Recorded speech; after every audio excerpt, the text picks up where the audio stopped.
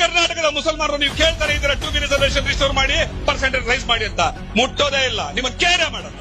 ಆದ್ರೂ ನೀವು 55 ಲಕ್ಷ ಮತ ಕೊಡ್ತೀರಿ ಅವ್ರಿಗೆ. ಸಿದ್ದರಾಮಯ್ಯ, ನಾನು ನಿನ್ ಜೊತೆಲಿದ್ದೀನಿ, ನಿಮ್ಮ ಅಣ್ಣ ತಮ್ಮ, ನಿಮ್ಮನ್ನ ಕಾಪಾಡ್ತೀನಿ ಅಂತ ಹೇಳ್ಕೊಂಡೆ ಬೆನ್ನಿಗೆ ಚೂರಿ ಆಗ್ತಾ ಇದ್ರು ಕೂಡ ನೀವು ಅದನ್ನ ನಂಬ್ಕೊಂಡು ಕೂತಿದ್ದೀರಲ್ಲ, ಏನಂತ ಕರಿಬೇಕು? NEP ವಿಚಾರ ಬಂದಾಗ, CA ವಿಚಾರ ಬಂದಾಗ, NRC ವಿಚಾರ ಬಂದಾಗ, NPR ವಿಚಾರ ಬಂದಾಗ, ಹಿಜಾಬ್ ವಿಚಾರ ಬಂದಾಗ, ಅಜಾನ್ ವಿಚಾರ ಬಂದಾಗ, ಪ್ಯಾಲೆಸ್ತೈನ್ ವಿಚಾರ ಬಂದಾಗ, ಅಥವಾ ಮುಸಲ್ಮಾನರ ಮೇಲೆ ಗೋ ಹತ್ಯೆ ನಿಷೇಧ ಕಾಯ್ದೆ ಇಟ್ಕೊಂಡು ದಾಳಿಗಳು ನಡೆದಾಗ ಯಾವ ಪಕ್ಷ ಬಂದು ಮಾತಾಡ್ತು?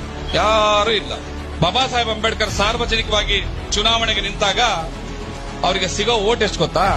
ಠೇವಣಿ ಕೂಡ ಸಿಗೋದಿಲ್ಲ, ಅತ್ಯಂತ ಹೀನಾಯವಾಗಿ ಸೋಲ್ತಾರೆ. ಇದು ಈ ದೇಶದ ಹಣೆಬರ, ದುರದೃಷ್ಟ. ಯಾವ ಜನಕ್ಕೋಸ್ಕರ ತಮ್ಮ ಪ್ರಾಣಗಳನ್ನ ಕಳ್ಕೊತಾ ಇದ್ದಾರೆ, ಜೈಲಲ್ಲಿದ್ದಾರೆ, ಬದುಕುಗಳನ್ನ ಕಳ್ಕೊಂಡಿದ್ದಾರೆ, ಅವ್ರ ಹೆಂಡತಿ ಮಕ್ಕಳ ಕಣ್ಣಲ್ಲಿ ನೀರ್ ಹಾಕ್ತಾ ಇದ್ದಾರೆ, ಪುಟಾಣಿ ಮಕ್ಕಳನ್ನ ಬಿಟ್ಟು ಜೈಲಲ್ಲಿ ತನ್ನ ಜೀವನಗಳನ್ನ ಕಳೀತಾ ಇದ್ದಾರೆ.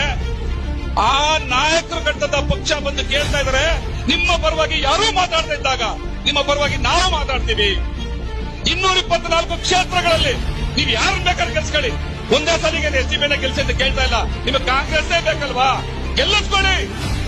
2 ಕ್ಷೇತ್ರದಲ್ಲಿ, 1 ಕ್ಷೇತ್ರದಲ್ಲಿ ನಿಮ್ಮ ಪರವಾಗಿ ಮಾತಾಡೋದಕ್ಕೆ ಯಾರೂ ಇಲ್ಲ ಅಂದಾಗ ನಾವು ಮಾತಾಡ್ತೀವಿ ಅಂತ ಕೇಳಿದ್ರು ಕೂಡ ಅಟ್ಲೀಸ್ಟ್ ನಮ್ಮ ನಂಬಲ್ಲ ನೀವು ಅಂತಂದ್ರೆ ಬಾಬಾ ಸಾಹೇಬ್ರಿಗೆ ಅವತ್ತಾದ ಸಮೋಸ